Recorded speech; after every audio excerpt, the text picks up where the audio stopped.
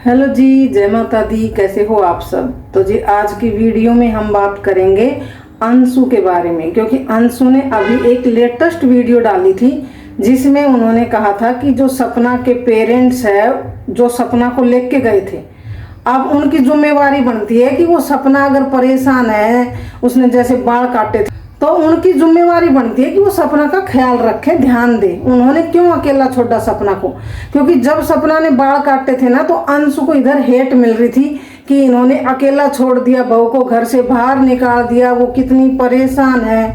तो देखो, परेशानी सपना के जीवन में भी है और इधर जो ये माँ बाप है ना, ये भी परेशान ही है, खुश कोई नहीं है। इधर ये भी माँ बाप जो है वो बहुत दुखी है। लेकिन उसी वीडियो पे किसी ने एक कमेंट किया है, उनका कहना है कि जो पड़ोसी है ना, वो जो है सपना के सास ससुर का बेटा ही है, उनको तो बेटा मिल गया। तो भाई पड़ोसी पड़ोसी होता है, वो कभी बेटा नहीं बन सकता, क्योंकि पड़ोसी हर किसी के होते हैं और हर सुख दुख में जो है ना, वो सबसे पहले पड़ोसी ही काम आते हैं।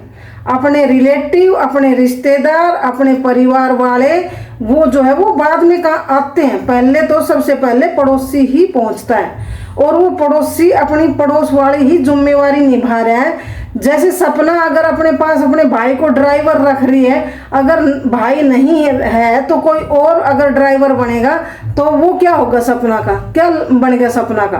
तो ऐसे नहीं बोलते, क्योंकि पड़ोसी है। जब राजवीर जी का बर्थडे था तो ये मिठाई वगैरह और खाना वगैरह बांटने गए थे, तो वो गाड़ी चला के लेके गया था। ये बात आप सबको पता है कि सपना भी बोलती थी ना कि राजवीर जी की जब डेथ हो गई, उसके बाद अगर उन्हें कहीं जाना था तो वो ड्राइवर को ही बुलाते थे। तो ऐसे ही छोटे मोटे काम के लिए ड्राइवर को नहीं बुलाते, और पड़ोसी जब है वो उनकी मदद करता है, तो वो सिर्फ मदद करता है पड़ोसी होने के नाते, ना कि वो उनका बेटा बन गया है। और एक बेटे की जगह कोई नहीं ले सकता, कोई।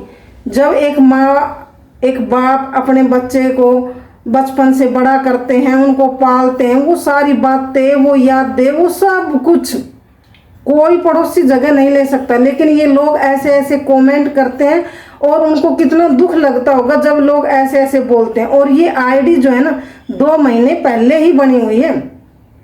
मतलब ये कोई लोग ऐसे बैठे हैं क्योंकि इनको चैन से नहीं जीने देना चाहते, तभी तो वो ऐसे ऐसे कमेंट कर रहे हैं, आग में घी डालने वाला काम कर रहे हैं। अब आप बताओ, हम यहाँ रहते थे, मैं बताती हूँ अपनी, जब मेरे बच्चे छोटे छोटे थे तब मैं यहाँ रहती थी, तो एक बुजुर्ग अंकल थे, उनकी पत्नी की डेथ हो चुकी थी और 2 बेटियां थी, वो ससुराल वाली हो चुकी थी, शादियां कर दी थी।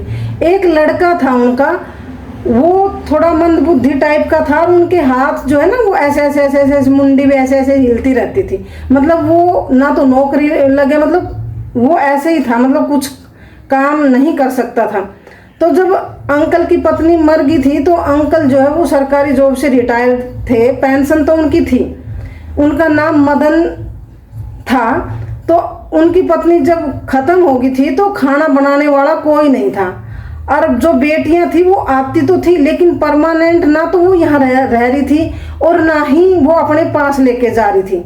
अब हमें नहीं पता कि भाई जो लड़कियां शादी करके गई है उनकी क्या मजबूरी रही होगी कि वो ना तो वहाँ लेके गई और ना वो यहाँ रह के उनका मतलब टेक केयर किया। तो जब हम जैसे बाहर निकलते थे तो अंकल बोलते थे, बेटा मेरा जो ये खाट है ये बाहर निकलवा दो, कभी मेरी खाट अंदर कर दो। और एक दिन तो अंकल ने बोला कि बेटा क्या आप मेरे लिए टिंडे की सब्जी बना के दे सकती हो।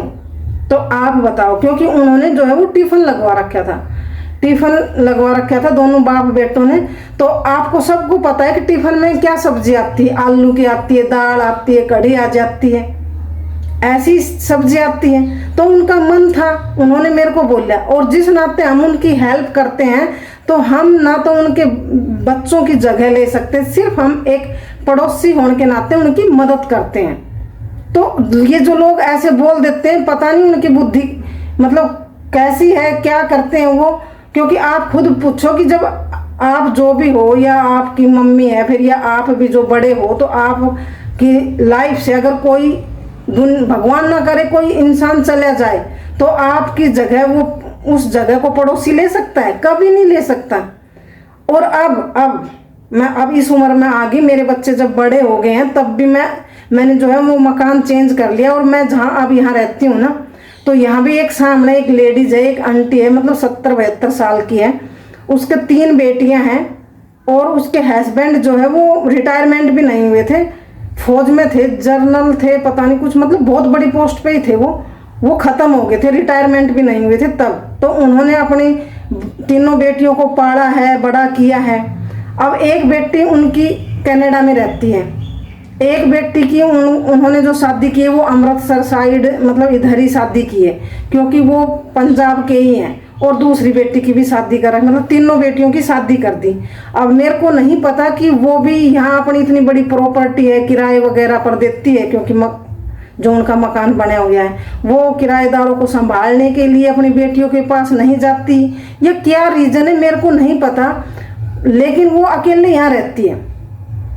अब वो बहुत सारी चीज़ों में हमसे जैसे मदद मांगती है तो मैं अपने बेटे को भेज देती हूँ। जैसे उसको सिलेंडर भी लगाना नहीं आता, सिलेंडर में ये रेगुलेटर लगाना भी नहीं आता, वो ऐसे ही बुलाती है, कभी हमारे बच्चे को बुला लेती, कभी किसी और को।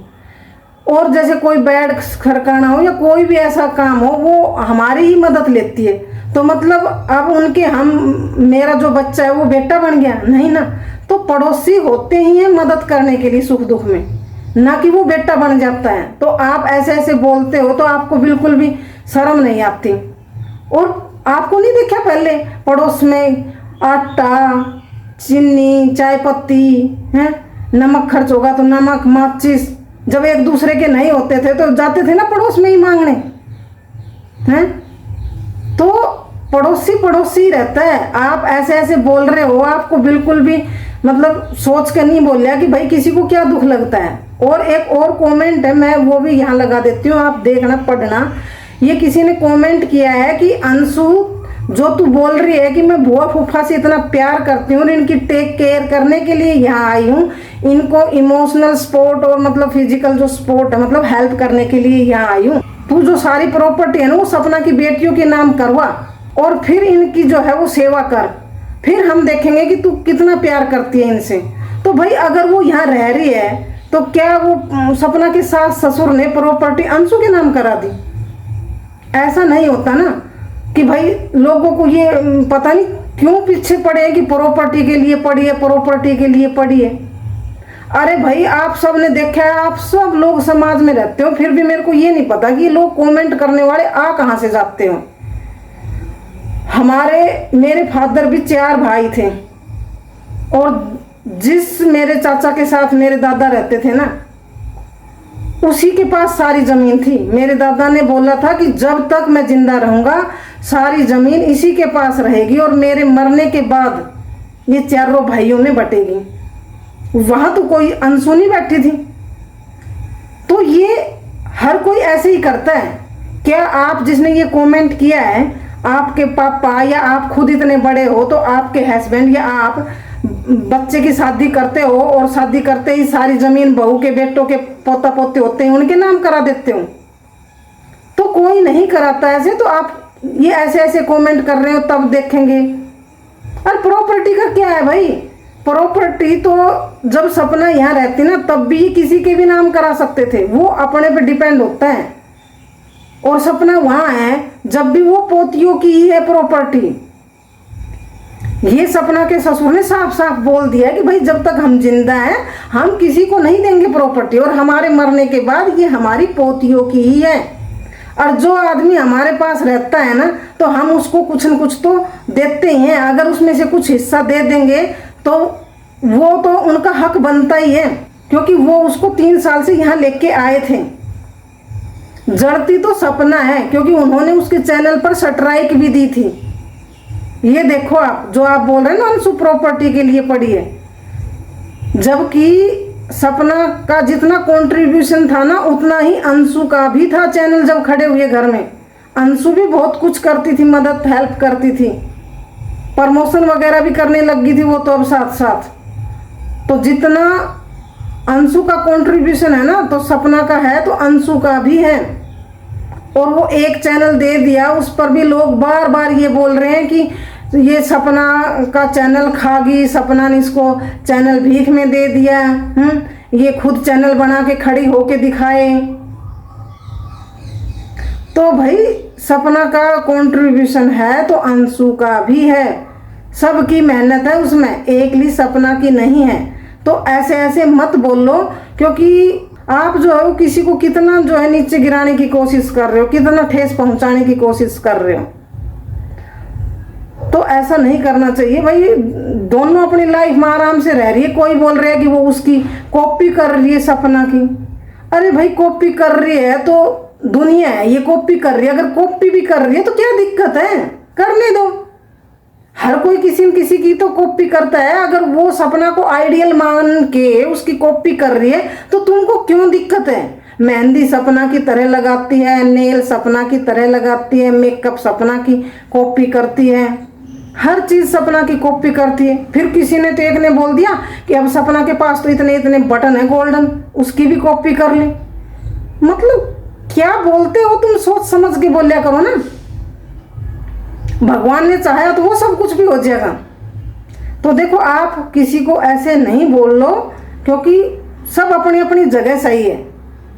गलती दोनों तरफ से होती है, किसी भी एक इंसान से गलती नहीं होती है, दोनों तरफ से होती है। क्योंकि ताली एक हाथ से नहीं बजती, वो कहावत है, वो बिल्कुल सही है। क्योंकि अगर एक इंसान इतना सीधा शरीफ होगा, कुछ रिएक्ट ही नहीं करेगा, तो ऑलरेडी बात है, लड़ाई होगी ही नहीं, मनमुटाव होंगे ही नहीं। तो गलतियां दोनों तरफ से है। आप अंशु के बारे में ऐसे ऐसे क्यों बोलते हो भाई। ना सपना के बारे में बोलो ना अंशु के बारे में बोलो। दोनों को आगे बढ़ने दो, अपनी जिंदगी जीने दो। चाहे सास ससुर है, चाहे सपना है, चाहे अंशु है।